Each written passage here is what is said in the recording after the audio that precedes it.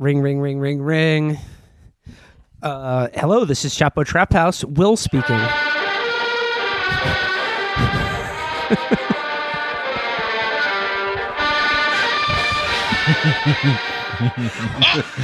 It's up, Mr. Chapo. Yeah, this is Chapo Trap House. This is Will speaking. How may I help you? I'm Gorka! It's Sebastian Gorka calling us back again. Oh, Gorky, old chap. How you been? You seem to have caught me in the middle of my mineral bath. Sir Gorka, we're honored to have you calling again. What brings a knight of the Vitézi Order ringing up the show? Mr. Chapo, there was some misunderstanding the last time, and I was hoping that if I wasn't able to convince you to pop on down to the White House as last time, that perhaps this time maybe I could convince you to just scoot on over to the Blair House or something and reason with me. Just come. Why don't you take a zip line down to the Jefferson Memorial, and we can have a meeting of the minds. I've been accused of so many things. You've accused me of being a fascist. Sebi, is that what's been on your mind this week? Yeah, thank you. Yes, Sebi, that's a term of endearment. I've been accused of the most atrocious level of fascism. Well, yeah, I mean, people are essentially saying that you have deep ties to the far right in Hungary. Let me ask you something, Mr. Chapo. Do you consider a surface-level series of tattoos to be a deep tie to an organization? I mean, yeah, pretty much. I'm not an active member. I only show up for the high ceremonies, of course. Mr. Chapo, there's great news. Events move quickly, you see. Today, after all, we've said farewell to our dear colleague, Mr. Bannon. Yeah, no, he's out at the NSC. How do you feel about that? My feelings are private matter, but my public statement is that, well, things shall continue. The grand plan continues. The enemies of the kingdom shall kneel before the sacred tit of a killer. The dragon of Budapest shall rise. I've been accused by not only your listeners, but people who've retweeted you on Twitter, that they've accused me of hating Jews. I promise you, I do not hate Jews. I have never hated Jews. And I believe that Jews can be integrated quite simply into a reorganized society. I mean, you do work with Jared Kushner. For now. Bannon has been removed, and the other obstacles to our final victory will be removed too. You see, an elementary thinker, Mr. Chapo, might play 2 chess moves or 3 chess moves ahead. Gorka plays 5 stratego moves ahead.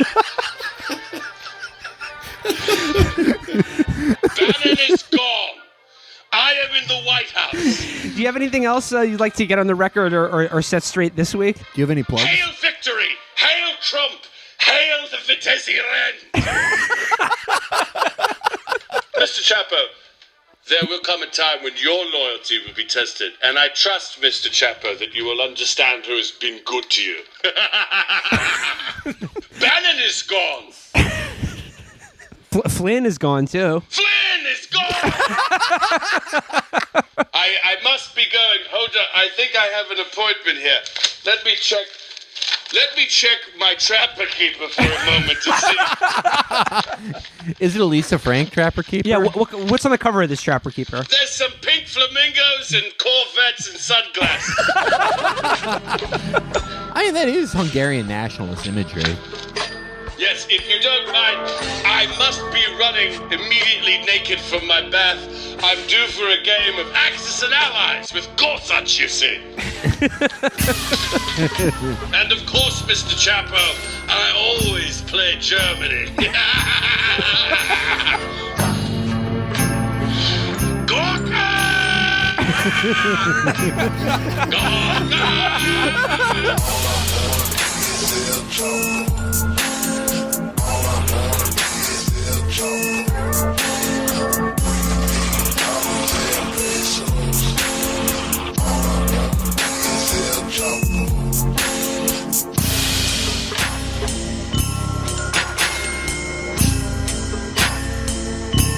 Okay. Okay. This is Chapo, everybody. To provide some context, we're recording this on Friday around noon.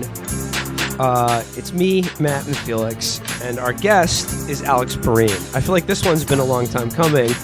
Now, originally our plan was to get Alex on to talk about his great article on Trump and the long, lucrative right-wing con that is now destroying our government and the world that was in Fusion this week. But, oh boy, hostage to the end of history, because we're actually going to begin talking about your other article about how the media is going to get everyone killed by praising Trump for acting presidential every time he gets someone killed.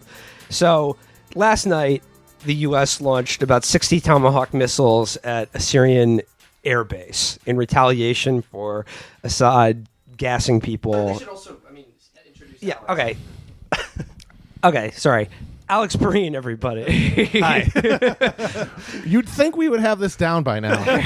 It's only been about 100 This is your episodes. second show, right? Yeah. We have single-handedly disproven Malcolm Gladwell's dictum about practice. That's the 10,000 hour we rule. have proven dumbass why stupid people are smart. Because we're terrible at this, but very successful. Yeah. No, like I said, we should begin with, Alex, this now sadly very prescient piece you wrote right after Trump's sort of pseudo State of the Union, his joint address to Congress, where everybody, like the morning after, everyone said like the moment of the night is the standing ovation for like the wife of that Navy SEAL that he just got killed in a botched raid in Yemen or whatever. And the consensus was like, wow, this is the moment he became president. Even though the entire week before that almost he was like, it was basically it was Obama's fault, but also the Joint Chiefs. Yeah. And also the troops. Yes. Yeah. They let me down. Yeah. Listen, I wanted to go on the mission myself. I would have taken a bullet for him, but they didn't let me. So He was going to send Jared, actually. American Sniper too, Jared. So I just want to read briefly from that piece. You write in the beginning, here's what you have to understand about the sort of people who become anchors, nonpartisan pundits, centrist columnists, and cable news political correspondents. They didn't sign up to be the resistance. They don't want Donald Trump to fail. They want him to, quote, pivot and act presidential. But mostly these guys want to be witnesses to great men making history. They want to respect the office of the presidency. So we're basically seeing this play out again after this Tomahawk missile strike on Syria last night. Yeah. Oh, yeah. And it's incredible how quickly just everyone fell into the routine. Like they were so excited to do it. My colleague Albert Beneko from Deadspin was like, it's like they had the packages ready on cable with like the drum marches and the solemn music, and like they had the package ready and they were just waiting for the script, and like right away they're just like, all right, like now we get to reenact being so excited about a war ramping up. We were just talking like Brian Williams was like jizzing in his pants last night, quoting Leonard Cohen to describe what surreal. cruise missiles taking off from a destroyer looks like, which was, again, he's like, their media is back on their bullshit when it comes to this war shit. Lord, forgive me, I tried, but I'm back on my official Doritos countdown to the occupation of Damascus. First of all, Brian Williams I think he's the perfect example of this type of sort of fucking dunderhead, because he's so into the idea of war that he lied about being in one, despite the fact that it's very easy to check, and got in a lot of trouble for it. Well, that's what's so funny to me, that he did get in so much trouble for that, because like him lying about getting shot at in a helicopter, like, isn't he just doing his job? Right. Yeah. Isn't he just doing his job basically, which is to like sell a war and make it seem cool and sexy. Yeah, I mean, he's a storyteller, I guess, but you can just tell he's the guy. The guy has like always wanted to, like, actually just be on TV by any means necessary. Like, he fell into being a news anchor because he like had the right jawline for it. Yeah, and he was like, but I could have also hosted Wheel of Fortune. I'd be fine with that too. He did. He lobbied to get on SNL. Yeah. Yes, yes. Those guys, those Brian Williams guys, the Anderson Cooper guys, they're like fucking breeding horses. They have no other talent, but they just come from a long line. Rich people trot the Vanderbilts and fucking Whitneys breed them, and they trot them out, and they go, well, this guy has, the perfect symmetrical Gravitas. face. And He's got. When he lied about the helicopter, he was just drawing on his UCB improv. I need a place. I'm on a helicopter. I need an action, gunfire. Okay, I can work with it. Yes, and But another guy, right after the Trump sort of not really State of the Union, Chris Cillizza or whatever was like, wow, that was Trump knew it was a moment and he let it be a moment. And you're right. I mean, you're right here. Here's another thing you should understand about these guys, like the Williamses, the Cilizzas of the world. The only thing the elite Washington press corps likes more than bipartisan commission on debt reduction is a stack of flag-draped coffins. That's why the best reviews of Trump so far in his short, mostly disastrous presidency have come in response to the moment in last night's joint address in which he trotted out the widow of a service member, a SEAL whose death he denied responsibility for just a few hours earlier, to a sustained standing ovation and rapturous press coverage. It's a short piece, but I just want to quote the end here, which is really chilling, actually. If one dead American service member won him this much praise, just imagine how much they'll respect him when he kills a couple thousand. Now that Trump has learned there's a direct relationship between a president's body count and how, quote, presidential the mainstream political press considers him to be, the whole world is fucked. When did I write that? January? Yeah. Oh my God. let the eagles soar. But you're describing this sort of almost Pavlovian conditioning between this relationship between the press and the president, which has now become exaggerated to an absurd extent in Trump because he is a creation of television. Yeah. All he does is watch in television and informs his worldview. So you describe how he's sort of uniquely suited to find out what's popular, what people like, play to that, and then and how to get good media coverage out of that. Yeah. To push the buttons that people want in the media to And you quote that we talked about Robert Costa, the reporter, said that people on Trump's team were actually surprised at how good the media coverage of his State of the Union was. Yeah, the report was, we were actually gonna sign a new Muslim ban, and Right. we had a planned tantrum for Trump. Yeah. You idiots just lap this shit up. Right. So we're gonna join the honeymoon now. But it's because the one thing the guy is good at and was good at on the campaign trail was he would notice when people liked a thing and then he would do the thing over and over again. That's his one skill. He's like, oh, you guys like it when I say lock her up, right? I'm gonna say that for 6 months. Do you remember with the Bible where he just kissed it? He was like, "You people love this, right?" but now he's doing it with cruise missile attacks on Syria. Yeah.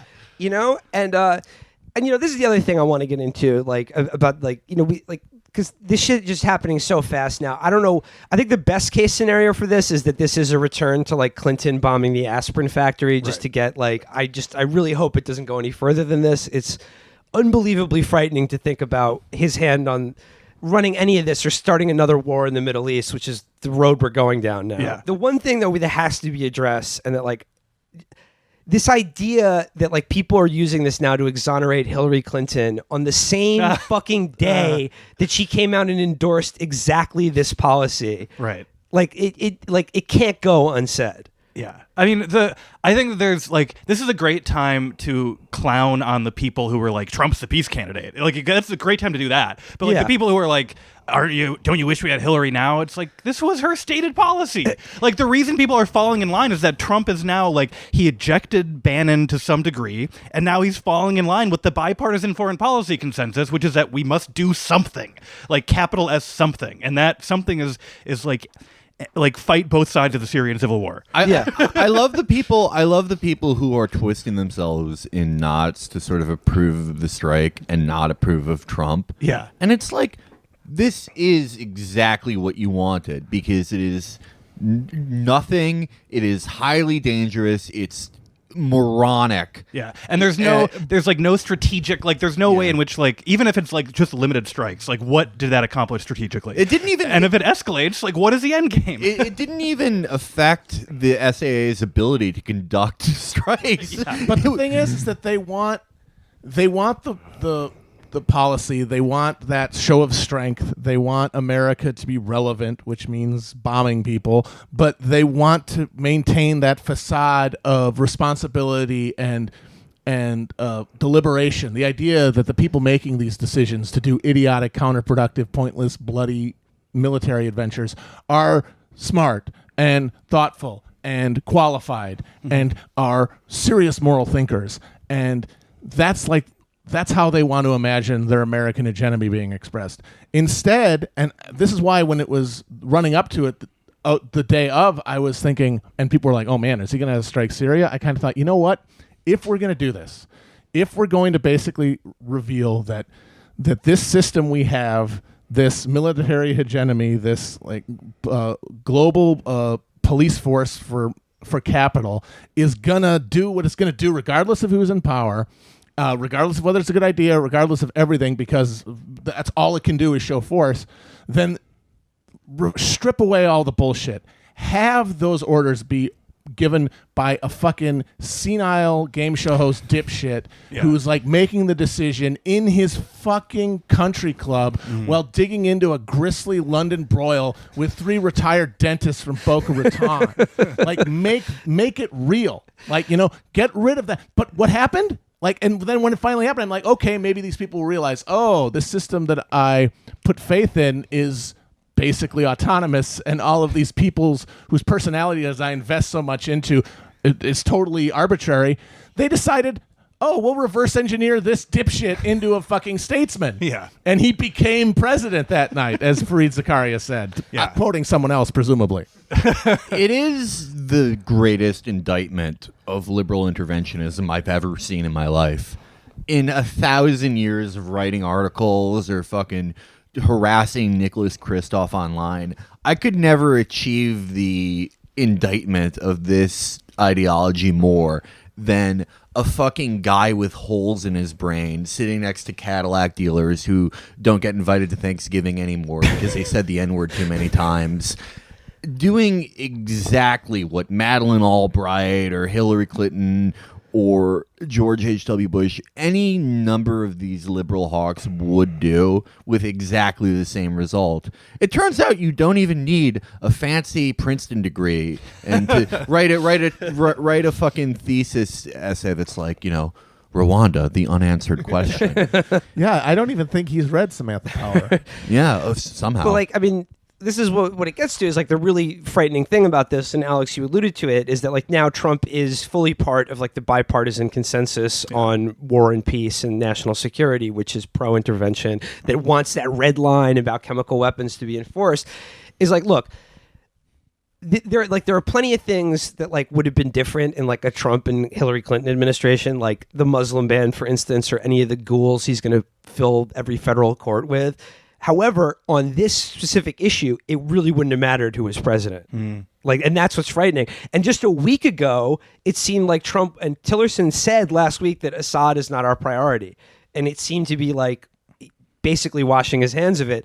And now, less than a week later, we've seemed to have completely reversed on that. Yeah. And it's the wildest thing is that, whether it's bullshit or not, and there's probably bullshit to it, but people are falling over themselves to praise Trump for the fact that he took a complete policy about face on a huge foreign policy issue, because he saw pictures that made him sad.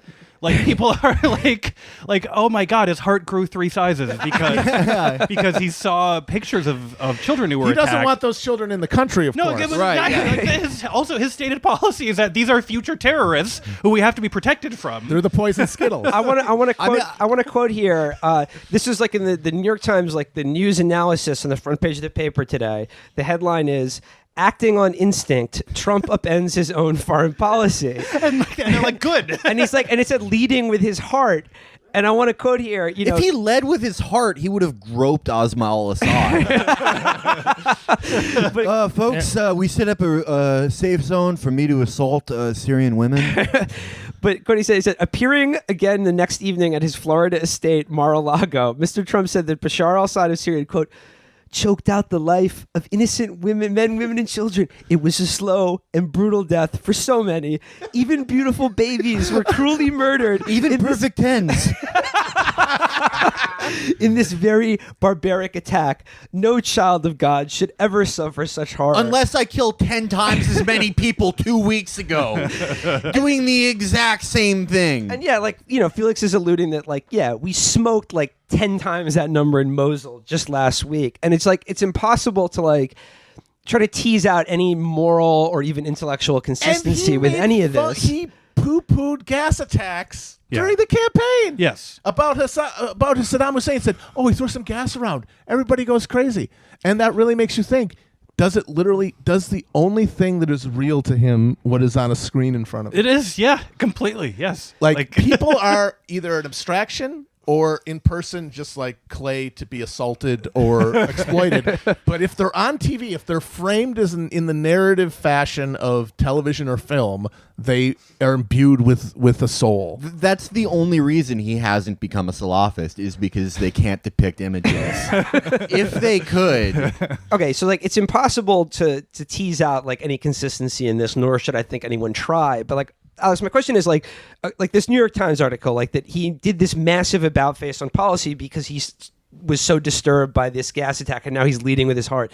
Isn't the most frightening possibility that's actually true? Oh yeah, I mean, yeah, like that he is just bowed by sort of these whimsical, like maudlin emotions that is transmitted to him via television. Yeah, and this is what is crazy about the Times framing this as good is that they're like the president just completely changes his mind based on what he sees on TV, and like in this case we think that good. Why are we? I don't understand how. Well, it's a feedback loop too, because the guy reads the Times and he's going to see this and he's going to be like, all right, they like this. Again, it's exactly the failing New York Times. Yeah, the failing New York Times. Yeah. But yeah, everyone is really thrilled now that they won him over to the cause of humanitarian intervention, because I mean, like, if he had fucking seen a Sarah McLachlan like animals like these animals need your help, like there would be Tomahawk missiles like aimed at Michael Vick's house. Yeah, exactly. I mean, fuck that. If he saw Freaks and Geeks, he would have been like, "There's horrible stuff going on in American high schools. Yeah. Perfectly nice children. All they do is they're a little awkward, are pushed into lockers and made to feel ashamed. We are sending the 75th Ranger Battalion to every high school Michigan, to make these girls go on dates with nerds." Well, to this end, like, okay, did you guys see the picture of him on Air Force One on the way to Mar-a-Lago addressing the press about Syria with Star Wars Rogue One playing in the background? And it's the Darth Vader scene, and he's like peeking into like the press with Darth Vader behind him, and like, to me, like, this is the Adam Curtis hyper-normalization moment that like it's just like there's no difference anymore between like fantasy and reality. We're all living in this weird entertainment zone where like movies and fiction have just become reality. But like, okay, now this gets into the original piece that we wanted to talk to you about, the one that you wrote this week. This was in Fusion, and the title of which was "The Long Lucrative Right-Wing Grift is Blowing Up in the World's Face." And in that you introduce it like talking about like precisely this issue about how Trump is a creature of television and is informed by television. And I just want to read from the beginning of the article. You write, "If you want to understand intra-GOP warfare, the decision-making process of our president, the implosion of the Republican healthcare plan, and the rest of the politics of the Trump era, you don't need to know about Russian espionage tactics, the state of the white working class, or even the beliefs of the, quote, alt-right. You pretty much just need to be in semi-regular contact with a white, reasonably comfortable male retiree. We are now ruled by men who think and act very much like that ordinary man you might know. And if you want to know why they believe so many strange and terrible things, you can basically blame the fact that a large and lucrative industry is dedicated to lying to them." Could you talk a little about like that idea of Trump as this kind of retiree and the entire media ecosystem that exists to sort of inform, reproduce, and intensify the prejudices and beliefs of this group? Yeah, people trying to like sort of get at what does he really believe? What are his actual beliefs?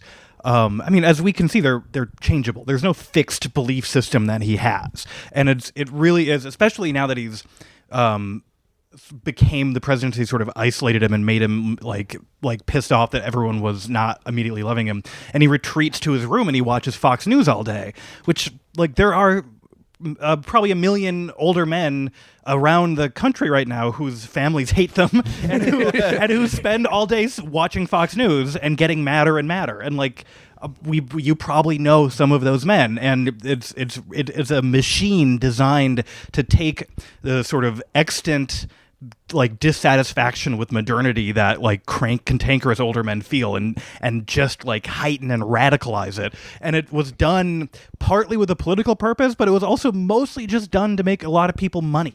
And it's the entire ecosystem was started years and years and years ago, not just by ideologues, but by people who had fucking like multi-level marketing scams. And Rick Perlstein, who I cite in the piece, like wrote about this in the Baffler years ago.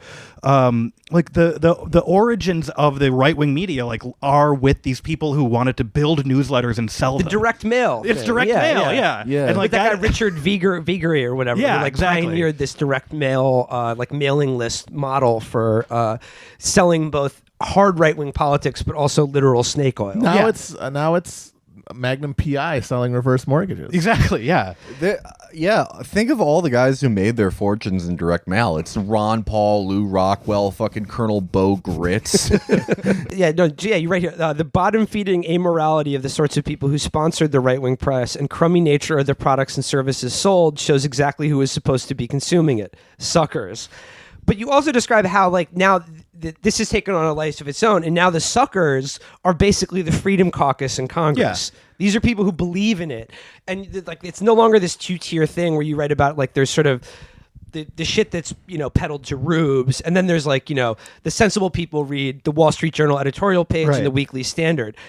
The weird thing is, though, like, are those sources like any more or less reality based? Like, what's the difference? I think, well, they're not reality based, but the difference is that they, I've like largely the lies they peddle are sort of mostly fantasies that they believe themselves, and like the lies that were peddled to the rubes were just like they didn't care what garbage they were sort of sending them. Sort of like they're reinforcing their ideology, which they believe, but like the tactical stuff. Right. And like if you read during the Bush years, if you read the Weekly Standard, like you would have a lot of insane ideas about like what the Bush tax cuts would do, and you would think the Iraq war would be a cakewalk, but you also would like basically understand how political reality worked in Washington. Like you would have had like insight into what the administration was thinking and like what Congress was thinking. You would have understood like what the sort of facts on the ground in Washington were, even if you were being sold all these like crazy fantasies about the effects of conservative policy. But like meanwhile, if you were reading Free Republic, then you would think like the Dixie Chicks were like literally like trying to overthrow the country or something like that. We talk a lot about sort of liberal InfoWars, Russia, Trump compromise stuff, but I think InfoWars sort of does a disservice to our friends in the Weekly Standard and all these places, because do you remember those rash of articles in 2003, 2004 that were like, Saddam's connection to 9/11? Yeah. And they were in all these respectable publications. Yeah. Jeffrey fucking Goldberg. Goldberg got like the Atlantic like bought him off the New Yorker for like twice as much money as he was making because they loved his work so much after he was like, yeah, Saddam did 9/11. Like, Saddam did 9/11. Hezbollah owns every left government in Latin America. Yeah. Just insanity. And again, all these same people who, like our friend Alex Lowenauschen had a great point on this the other day. Is like all the people who wrote mea culpas on the Iraq War in about circa 2009, and to be like, I've learned my lesson, are going to absolutely sell you another war in Syria right now. They can't wait. They can't fucking wait. They're doing it right now, basically. Yeah, and so Trump is a guy who, as I said, like he started off just sort of because he spent his career selling shit to suckers too, and like that's what he did. He like the stakes, the ties, the fucking casino. Like, so he looks at the right wing media and he's like, I could do that. Like I can. That's an audience of suckers that I can easily tap into. But like. The guy is also really not that smart and like getting up there in years, and like suddenly he immerses himself in this world, and now he literally is a guy who watches Fox News all day, and he like just became subsumed by it. And if you like, that's the like who he is now. well, like I feel like that, and the reason that's happened under the nose of all of these establishment Republican figures is I think they sort of assumed, and I did until relatively recently too, is that they were sort of protected from blowback from that by the presumption that most Americans thought politics was a profession. Yeah. Like there were people who were experts in these things, and you sort of had to be in that track to be considered a credible leader in these things. So that would sort of filter out the people who are watching this from actually getting power. But it turns out when you do not respond to people's desires or needs as a government for 30 to 40 years, people start just get disenchanted with the idea that their leaders have to have a certain pedigree and are just like, well, I basically at this point I'm getting nothing out of politics except for spectacle and catharsis. Why wouldn't I want to vote for the person who's going to give me the best spectacle and catharsis? It's interesting that Matt said blowback, because this group of people, the sort of upper management of the Republican Party, until now, kind of, they remind me of another group of comically, medically fucked up and inbred rich old men, the Sauds. They both, since the 70s, cultivated this. We're already very hard reactionaries, but they cultivated this sort of base of hardline, blood and soil insanity, and this apocalyptic. They sponsor this apocalyptic sort of worldview to be fed to other people. And they thought that they could filter out these people from touching their power, but they could also harness them to achieve their goals. Yep. And it turns out if you just whip people into a frenzy long enough, it'll be like carrying your groceries 7 blocks and then opening your kombucha, except when you open your kombucha, that's Donald Trump's brain. That's him having rabies. Another thing you touch on in this piece is like how Trump's own consumption of media has changed. And I think you make a really good point that like, look, for most of his life, he was like basically like a New York City Democrat. Yeah. And, and he was able to, as you say, able to pass as an intelligent and well-informed man because he read newspapers every day. Mm-hmm. And if you read the New York Times every day, you said that was a decent enough way to sound like a smart person, at least for a few minutes, which is long enough to impress most rich people, which I think is a really good line. Like, exactly. Like if you consume the New York Times every day, which is still like the standard of the paper of record in America, and you sort of consume that and you like have a surface understanding, you can repeat the things that you read in it, like Thomas Friedman or whatever. You can sound like an intelligent person to other. Indonesia's at a crossroads. But he's now morphed. You're right. He goes on like he's now morphed and like he's now evolved. He's evolving at a rapid rate. But you say Donald Trump today is a cruel dolt turned into a raving madman by cable news and Breitbart.com, much in the way like maybe your grandfather or uncle has over the past 8 or 9 years. You could see the descent happening during the Obama era in concert with the broader maddening of the GOP. However, this is interesting. The major difference between Trump and the other old white men who have been radicalized by the conservative press is that his was strangely self-directed conversion based on his desire to make himself a plausible Republican presidential candidate. Yeah. Like he literally like stared into the abyss and it stared back into him. Yeah, exactly. And like this is you look at his history and like so when Donald Trump he would go around saying I oppose the Iraq War, and it was like because he he read the New York Times, he's like the Iraq War's not going so well. yeah. And he was like, and he would go on TV and be like, well, the Iraq War, it's not going so well. And that was his reasoning for it. But now it's like, if his source of information is Fox and Friends, like he's going to be, well, the Syrian war is going great. I mean, well, what's so fucked up is that it's not just that he self-deluded himself. Trump is like the big ball of shit in Katamari Dynasty because even though he ran on this drain the swamp, get these fucking globalist interventionist cucks out of here, just by being in DC for a few months, he's like, oh yeah, I also believe that now. Like, you just put him around anything and he'll start believing just enough of it to act on it, because he's an impulsive, insecure dumbass. And if he hears someone older or smarter than him and they don't, attack his TV deals or something, he wants to be liked so bad. Well, you look at what did he do? All the entire campaign is he talked about the generals. The generals want to do this. Here's what the generals tell me. So now you all right, the generals are telling him what to do, and he's like, yeah, all right. Like, the generals are being like, Mr. President, we respect you so much, and here's our war plan. Do you remember the best photo of a president ever taken when he landed on that aircraft carrier and they gave him a windbreaker? He was so happy looking. Yeah. He looked like it was like his birthday, and the captain was letting him steer the boat for a little bit. Yeah. When I saw the flight attendant gave him a little wings. Yeah. They were like, "You want to see the cockpit?" Dude, when I saw that, I was like, they're one lollipop away from just being able to sell him anywhere. Oh my god, yeah. And then it happened. So, and good news, because of the structure of America's political and military structure, we're gonna basically only be getting one thing fed to him, which is being president, is bombing people, is seriousness, is the right thing. Yeah. And despite what I say about him only consuming Fox News, he's only consuming Fox News right now because he went a little crazy and because they were the only ones being nice to him. Like, he also still cares what CNN. Oh, he totally does. Like, he cares what the New York Times says. Don't watch that CNN, but then, like, literally 2 minutes later, he'd tweet, somebody lies on CNN right now. It's like, well, how the hell are you knowing that if you're not watching it? So he watches he's it. One-man media matters. He's like, I'll monitor it for you.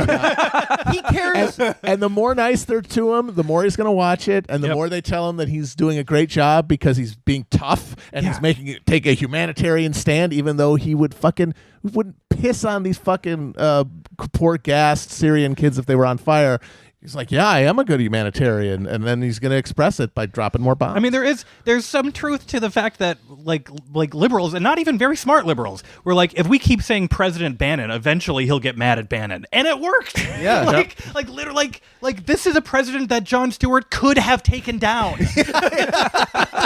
But turns out all of the ideology and incentives are on reinforcing the worst possible fucking instinct. Exactly. And instead of something constructive, which is to exploit his insecurities and go, President Trump, you're too insecure to let Ivanka go barefoot in the Oval Office. Something that would help everyone. But here's the problem, though, because Trump is, it's funny, it's weird, like, it's sort of impossible not to talk about him. But as we've discussed, it almost doesn't matter who's president, because if Hillary were president right now, guess what? We'd be sending cruise missiles at Syria as well. Yeah. What I want to get into in your piece is, like, you describe this weird dynamic in which, like, in both pieces, this weird feedback loop between Trump and the media as someone whose entire worldview is now informed by Fox and Friends, basically, which is a terrifying thought. However, there's this broader political dynamic going on, and I want you, this is really good. Where you right here, the real non-ideological difference between Republicans and Democrats are that Democrats, by and large, are convinced that no one actually supports their agenda, and they devote a not insignificant amount of time and political capital to explaining to their own constituents why they cannot pursue goals that a majority of them support. This is Nancy Pelosi saying why single payer is unrealistic, et cetera, and then, let's be honest, now supporting this attack in Syria along with Chuck Schumer and the other leaders of the Democratic Party. Conservatives, especially those who came up during the Obama era, have more or less the opposite problem. They've convinced themselves that their agenda is hugely popular and that everyone supports them.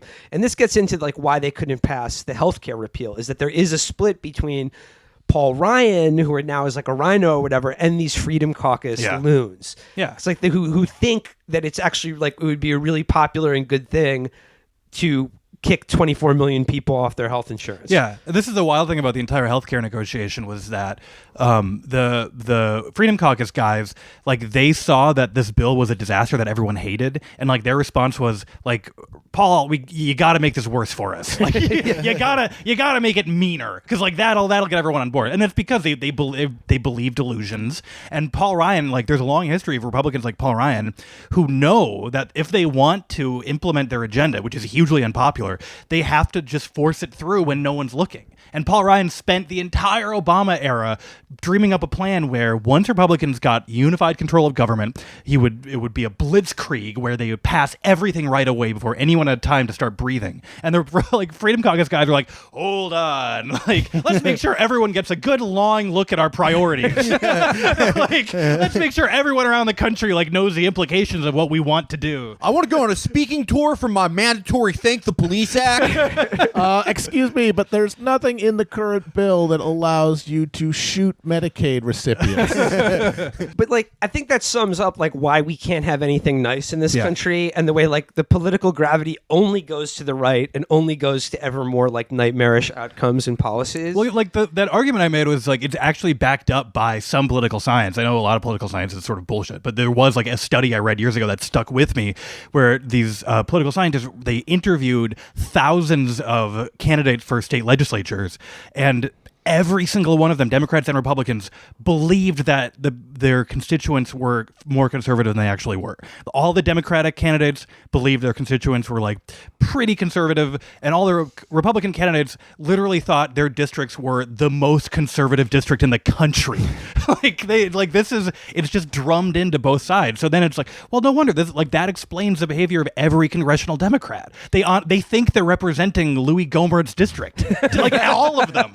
Well, I mean, how the fuck? I mean, when you consider how intuitive and popular something like single payer is, there's unambiguous, like you've got pluralities of Republicans now saying that they would like something like that, and you have Republicans then trying to push back against that with shit like when Chaffetz said, well, don't buy that iPhone. Yeah. Or somebody I forgot today said, the other day said, well, I think that getting insurance should be like choosing a cable provider. And it's like, people fucking hate their cable company. It's like, how do you lose? I literally in this apartment, there is only one cable company I can get. Yes. Yeah. I only have true. Optimum. Because of anti-competitive regulations, people cannot choose their cable companies. It's like, how do you lose an argument to people where that is their fucking defense of the status quo? Or something even worse, which is apparently what's like being considered something like getting rid of the pre-existing condition thing is when they come back from recess. And it's like the Democrats will like the only thing that they will like stand up for is like shooting missiles at Syria, getting us involved in the Syrian civil war.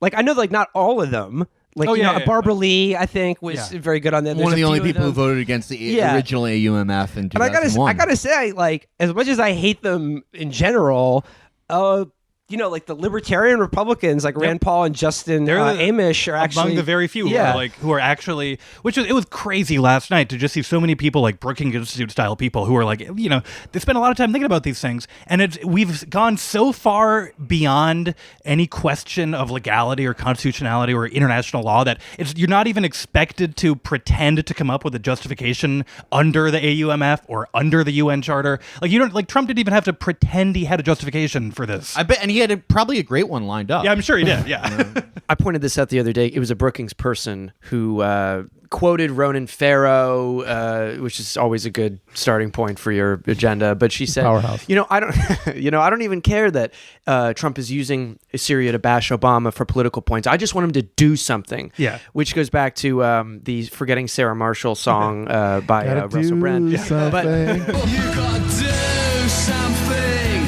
We gotta do something.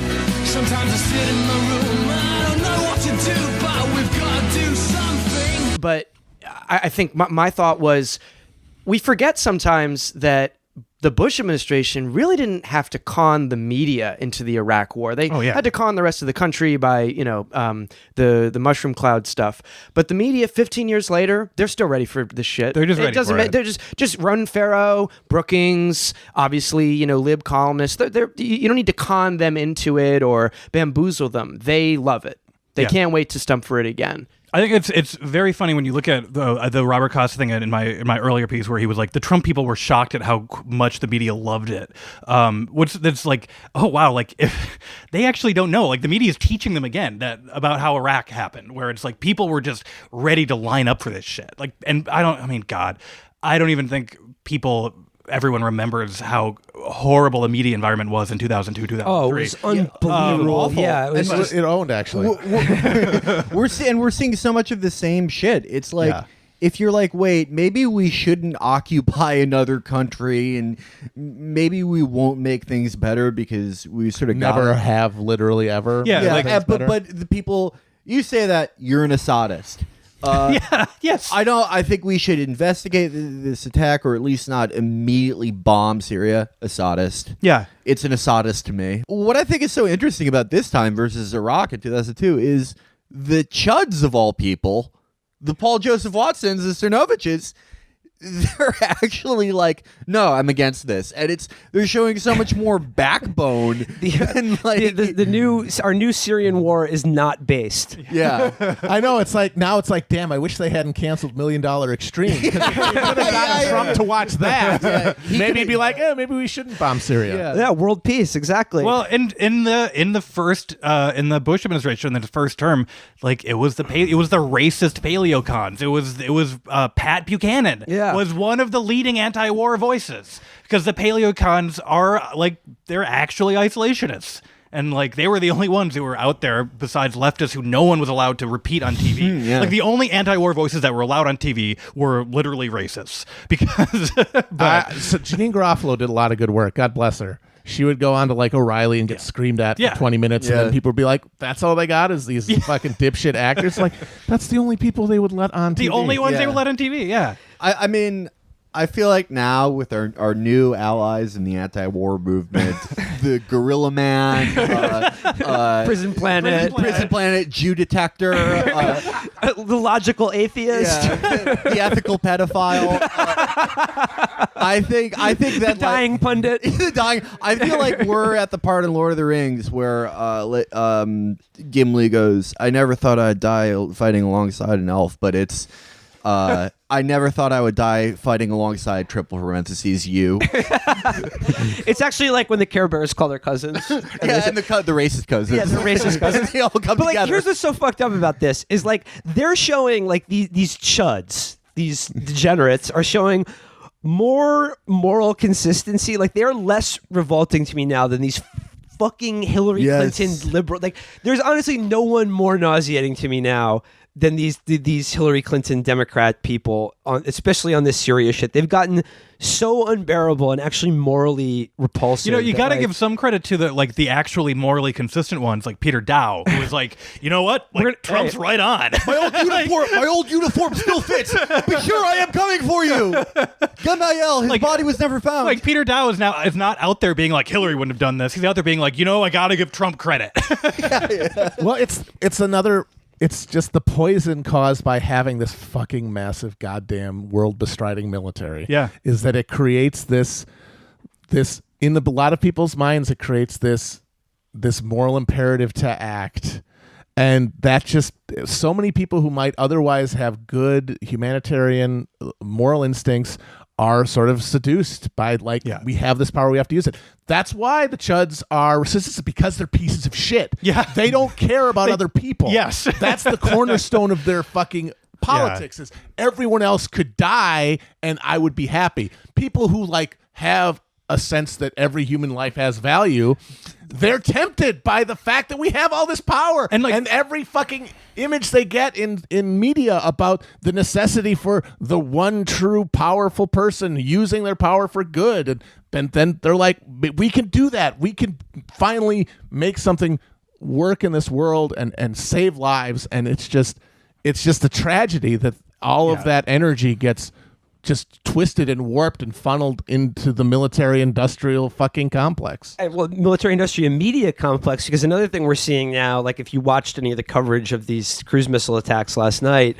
like what you saw is Brian Williams literally jacking off on television, but then they bring on all of these ex-generals who now, there's a big piece on this in the Times about how all of these guys have undisclosed ties for the defense industry that they consult for, and they come on TV and they just talk about it like it's a sport, like it's like they're breaking down the football game. They're like, we got to have this is a kinetic operation. What you're seeing here is, like we're doing we're pocket passing offense right now, and it's like, it's all the same shit. They bring on the generals to talk about it. You will never hear anyone who's anti-war on any cable news network for any reason. And the guys like Brian Williams and like Tom Brokaw before him, like all of them wish they had been storming the beaches at Normandy, every single one of them, and they're like they were denied that opportunity. They were denied the opportunity to fight in World War II. So the only lesson they really ever absorbed is is worship the troops and respect the generals, and that means like really, really, really getting into it when the generals come on and talk about strategy. Yeah. And it's like, it's not just that they want to cover it like a sport. It's that they want to be like at the fucking risk board pushing the little pawns around, being like, yes, general, what a wise strategy that we have. When in fact, like, our strategy is always incoherent. Like, our strategy is always like, if we intervene, things will happen that are good. But so I don't. There's no incentive. There's no incentive to push back ever and just be like, have we figured out like in what way this ends in a good way for anyone? Like, there's no incentive to do that. Yeah, because it's like, okay, we did this cruise missile attack. Obviously, Assad's still going to be in power. I mean, it's in, like, as Felix said, even if this has in no way degraded his ability to keep killing people. Trump, not to get hacky about it, but in his way, he really did state exactly all there is to say in that stupid statement where he goes, well, obviously Assad is in charge and something should happen. That's all there is to say, because he is in charge. That won't change. And then, as Matt was saying before, even the moral, the people getting war chubbies, they say something should happen. So we got to do something. And that's it. He distilled Raytheon's up. That's all. That's the real concrete result of this, is that Raytheon's up like 2.5 points today. But it is, and there are a lot of people who fall in line behind these things because they are just told that this is, if a bad thing is happening in the world, this is the response to make it better. Like, they're not told any other thing about what could be done to make it better. They're just like, us firing missiles is going to make it better, and it's like, people who want bad things not to happen are like, I guess we should fire those missiles. But at the same time, I don't think there's any like overwhelming public demand for us to we don't really punish want that. Assad. And that's the thing. Like, we were talking about how, in the face of people's lived desires, domestic policy goes further and further to right, becomes more and more savage and cannibalistic, and the military just continues to bomb everywhere on the face of the earth that people have no connection to or desire to see bombed. And that's why this sort of epoch-breaking event of the Trump presidency is, I think, really the start of a new era, because, like, if government is that, and politics is that divorced from any kind of result, like, you press a button in the voting booth and then, like, some shit happens in a dark machine and then it just spits out war and crushing medical debt out of the other end of it. Why the fuck aren't you just going to vote for the most entertaining option? Yeah. That's why Senator Kid Rock is in the future. Yeah. It's like, we're in the new era where it's just like, most people have tuned out, and the people who are still in it are in it for their team and for the spectacle and the emotional release. And that means that, things like competence and ability and any of that crap, the West Wing shit that validated American institutions, is totally meaningless. And all that is going to matter is how you pop on TV. To that end, about sort of, strategy and like the, players on a team, I do want to get into, obviously, like, Syria is in the forefront of the news right now and probably the most important thing. But the other thing that just happened today, of course, is the Senate confirmed Gorsuch for the Supreme Court, right? Yeah. She keeps Gorsuching. They did the nuclear option. They got rid of the filibuster to get this guy on the Supreme Court. That was sort of like a fait accompli. We all knew this was going to happen. But, like, okay, I want to go back to, like, talking, like, again, back to the Democrats. Why didn't they pull the trigger on this when they had the chance in 2009? Oh my God. Because they are horrible at politics. I mean, no, they're bad at politics. What's funny is that, like, the John McCain, like tears streaming down his face as he like votes to do the politically expedient thing that he has always said he's against. Like there never was a filibuster. There never was. If when you tried to use it, it disappeared, then it did not exist. There was not a filibuster. And Democrats just operated under an entirely self-imposed constraint because they're idiots. Well, this is like what I was thinking about. Like, this is like an example of when the prisoner's dilemma makes perfect sense. Yeah. Like, you have to fuck over the other guy before he does, especially if we're talking about congressional Republicans. And like, this goes back to your point about how the really weird, like, skewed perception that they have of like the electorate and politics in this country. Like, who do they think that they're dealing with? That well, you know what? We better keep the filibuster around because one day we'll need it. You know? It's just like, what do you think they're going to do to you when you ever try to use it? Yeah. You can see that I just said this last night, but like senators who are like just crying tears over being forced to end the filibuster, and destroying the norms of the Senate. And the filibuster is this completely accidental invention that's not remotely constitutional. That is almost, as we were talking earlier, has almost always been used for like horrendous reactionary purposes. Evil things. Yeah, like these are the same senators who Strom Thurmond has the world record for fucking filibuster. These are the same senators who are also like not really caring about like the president ignoring their Article 1 responsibility to like agree declare to war. Yeah, exactly. They're like, I can't believe we were forced to end the filibuster against our will to seat a right-wing reactionary on the Supreme Court. No one gets more mileage out of very concerned press releases like John fucking McCain. Political cartoon idea. Yeah. John McCain is on the floor of the Senate and he's crying and holding a gun to shoot Old Yeller that says filibuster on it. Yes. But the dog is also chewing the voting rights amendment. Yeah. To represent Strom Thurmond. The honorable filibuster. Well, isn't it because they like believe this shit? Doesn't it come down to that? Like Republicans at a certain level are aware that they're there to do things and to run shit, and Democrats, to a disturbing degree, think they're there to enact this fucking like cosplay of virtuous democratic norms, or that politics is about compromise, or coming to a compromise solution. Like there were literally people in the Senate when Trump got in talking about how they weren't going to be as obstructionist as the GOP I think it was Chris Coons said 2 wrongs don't make a right. Yeah, they literally and they it's like, they you honestly fucking thought, nerd bitch. What are you talking about? They thought that was a message that would like play too. Like they thought people at home would be like, I got to give the Democrats credit. At least they're like better about respecting procedural norms than the Republicans. Aaron Sorkin has done more to poison American political culture than anyone since D.W. Griffin. Yes. Yeah. This bullshit Fantasyland politics that he sells, where it's like if we can out reasonable the other side, like we'll win in the end. Yep. And they're just like mowing us down. And like, look, it doesn't necessarily make for like effective governance as we're seeing. No, but like it doesn't need to, because they're gonna they just got their guy in the Supreme Court. They're gonna get the entire all these federal appointees who are boss hog monsters, on the Second Circuit, baby. Just absolute monsters are gonna like termites just worm their way into like every federal agency. We're never gonna get rid of them for as long as we're alive. We're still gonna have this awful Supreme Court. There was this really funny anecdote. I forget where I just read this, so apologies to whoever just said this. But like early in the Obama administration, they had all these judicial slots to fill, and they nominated like 2 pretty left-wing people and then 1 centrist, because they were like, well, the Republicans will block the left-wingers, but we'll get the centrist on. And the Republicans just blocked all 3. They were just like, what the fuck do we care? We don't want you to win. We just don't want you to win.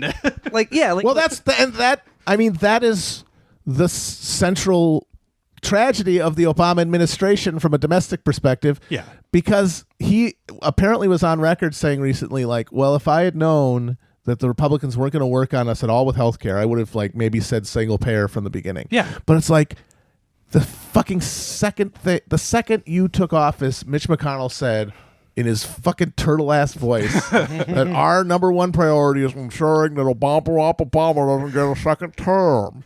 And if he doesn't want you to get a second term, he's not going to gift you with a fucking legacy defining goddamn healthcare reform. Yeah. They have no incentives to do that. Yeah. The only reason they would do that is because, well, that's what politics is getting together and hashing out a compromise over a couple of bourbons, that's just totally missing the incentives at play. And to do that, to be an adult, to be president, to have done all of that, and to come to that point and still think that, you have to be operating on so many levels of ideology that just obscure every actual thing in front of your face. That is the purest ideology. When you get in there and, as Obama did, and you're immediately like, look, yeah, it's a zero-sum game. We have to, sometimes there are months where I have to kill 200 people in Yemen, and most of them are children.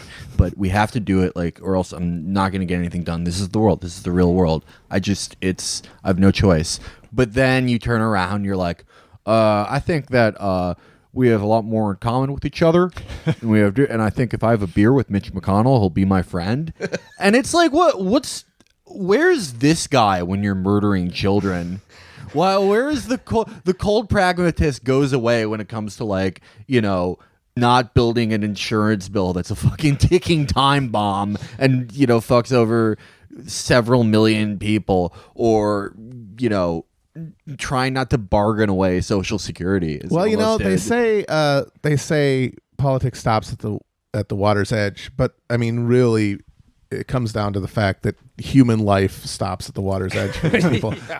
I mean, at a certain level, the only thing that makes sense is that, your moral imagination can only do so much, and especially when you have this many things to do and this much machinery, and you're in charge of it all, and it's all operating at light speed. You prioritize, and even if you don't knowing it, the farther you get away from those American borders, just the less you have to really weigh the consequences to people's lives, because they're not really people. What do you look at? One of the most, I think, tragic things about this entire era is that I honestly think that just sort of constitutionally and by his nature, Obama was the most disinclined to military intervention president we've had since probably Carter. But no, definitely, but it barely mattered. Yep. He tried to go to Congress and they said no, so he didn't start war in Syria. I mean, he didn't properly sort of go in, because he was I should try to get Congress to sign up, sort of. But by his nature, well, he probably tried to do that because he knew it would fail. Yeah, and exactly. He didn't want. He didn't go to Congress to intervene in Libya. He did for instance. He did the thing when he walked away from enforcing the red line that you basically are never supposed to do as president, which is to make a promise of force and then not carry it out, because you're a bitch. So when you can promise health care or card check or anything that actually helps people and not deliver. But if you don't deliver on a threat to violence, you're a bitch cuck for the rest of your life. And he was I will be a bitch cuck for the rest of my life to not go worse into Syria. And he still did all this awful shit. No, I know, but that's what the hilarious thing. When you look at his presidency by actual reasonable standards, we were doing so much war all the time. But when you read the foreign policy elite write about him, they were always flipping out about how reluctant he was to do war. And what's crazy is he still regarded a guy like Jeffrey Goldberg as the best person to talk to really get my agenda out. It's don't you know who this guy is? Jeffrey, let's have Charles Krauthammer roll his rancid ass in here. But do you remember the Ben Rhodes profile everyone flipped out over, when Ben Rhodes was all these people want us to go to war all the time, and sometimes we say maybe we shouldn't, and people were oh my god, you are ignoring and it's we did plenty of killing overseas under Obama, and this was a guy who didn't want to do that much of it before he got into office.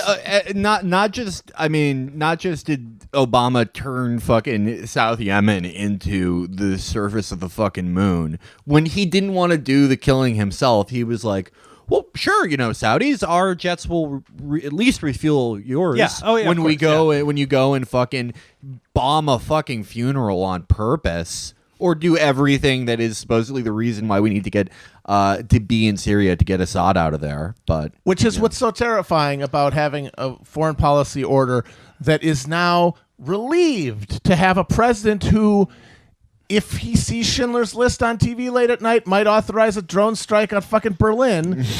that's good because it But means to kill Oscar Schindler. He's lying. his shells, they're not working, folks. What the hell? They're paying good money for these shells. I am, folks. He said, the kids, I need their small hands to make the shells. How stupid are we to take that deal? Does anyone, by the way, know who was the girl in the red dress?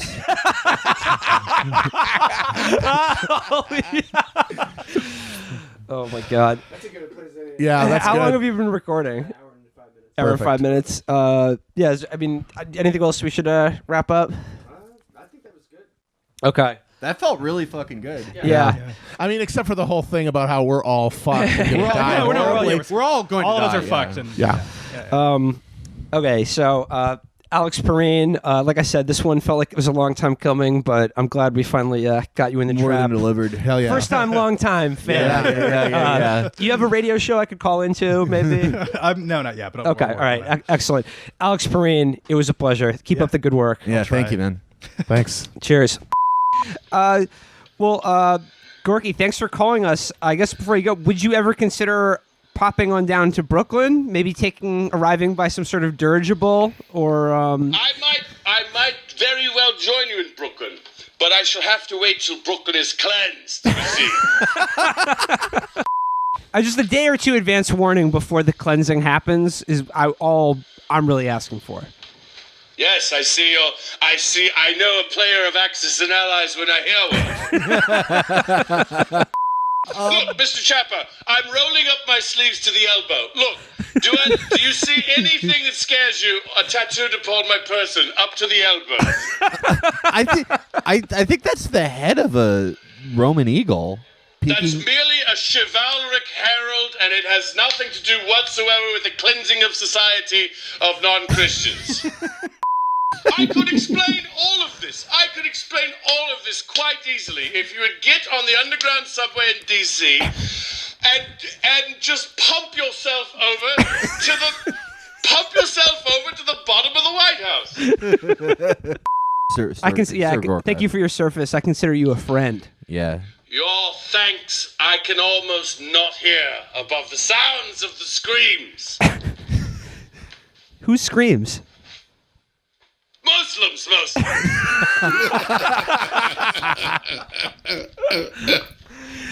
Well, always a joy. Always a pleasure. Sir Gorka, keep on killing it. Keep that Turk out of Vienna. Keep him at your city walls. We love everything you do, buddy. The gate shall hold, Mr. Chapo. The gate shall hold. Why don't you hopscotch down to the White House?